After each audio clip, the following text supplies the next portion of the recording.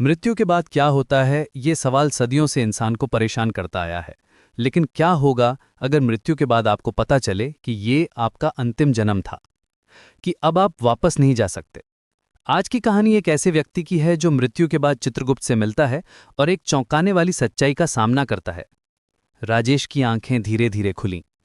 चारों तरफ सफेद रोशनी थी, कोई आवाज नहीं। वो समझ गया कि वो मर चुका है।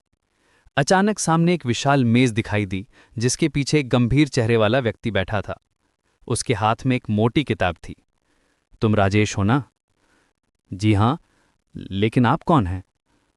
मैं चित्रगुप्त हूं, तुम्हारे कर्मों का हिसाब रखने वाला।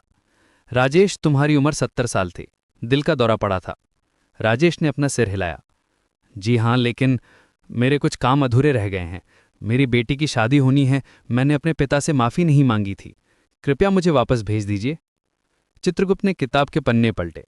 राजेश, ये तुम्हारा अंतिम जन्म था। अब तुम्हें वापस नहीं भेजा जा सकता। तुम्हारा अस्तित्व समाप्त हो जाएगा। क्या मतलब अंतिम जन्म? मैं भी जवान महसूस करता हूं। मेरे पास करने को बहुत कुछ है।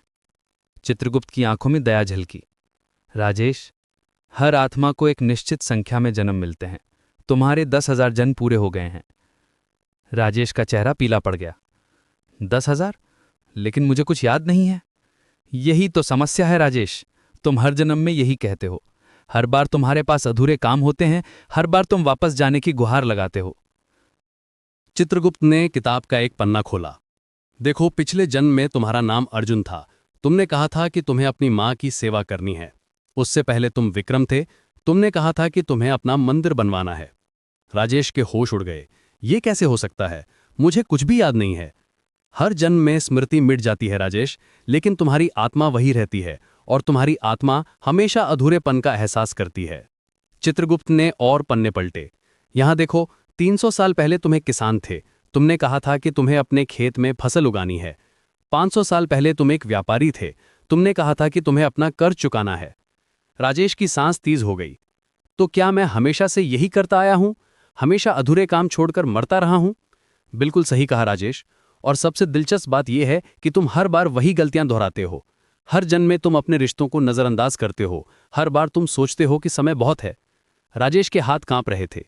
लेकिन इस बार अलग है। इस बार मैं सच में बदलना चाहता हूं। चित्रगुप्त ने एक उदास मुस्कान दी। राजेश, तुमने पिछले 9,999 बार भी यही कहा था। कमरे में सन्नाटा छा गया। राजेश को लगा जैसे उसके पैरों तले जमीन खिसक गई हो। तो क्या मैं एक चक्र में फंसा हुआ था?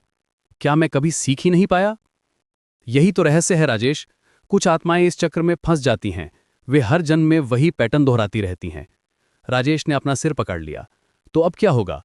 क्या मैं हमेशा के लिए खत्म हो जाऊंगा? चित्रगुप्त चुप रहा। उसकी आंखों में कुछ अजीब सा भाव था। राजेश, एक बात बताऊं? तुमने ये सवाल भी पहले पूछा है। राजेश का दिल जोर से धड़कने लगा।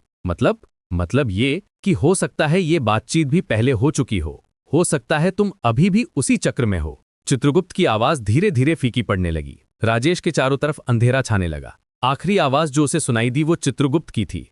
राजेश, अगले बार जब तुम यहां आओगे तो शायद तुम्हें यह सब याद रहे, या शायद नहीं। यही तो इस चक्र का रहस्य है।